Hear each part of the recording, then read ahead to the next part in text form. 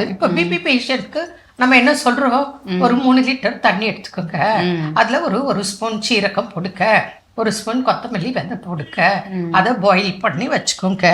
இல்ல கூடவே கேஸ்ட்ரைட்டிஸ் பிரச்சனை ஏதாவது இருந்தா 2 ஏலக்காய் தட்டி போட்டு அந்த தண்ணியை தினந்தோறும் தயார் பண்ணி வச்சு குடிக்க அப்படின்னு சொல்றோம். அடுத்தது இந்த வெந்தயம், அப்புறம் சீரகம், கொத்தமல்லி விதை 3 சம அளவு எடுத்து வறுத்து பொடி பண்ணி வச்சுட்டு காலையில ஒரு 1/2 ஸ்பூன், சாயந்தரம் ஒரு 1/2 ஸ்பூன், அது தண்ணிலயோ மோர்லயோ சாப்பிடலாம்.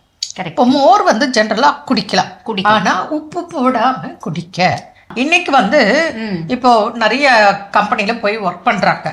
ஒர்க் பண்ணும்போது என்ன ஆகுது, இவங்களுக்கு திடீர்னு ஒரு மயக்கம் விழுந்துடுறாங்க. ஆமா.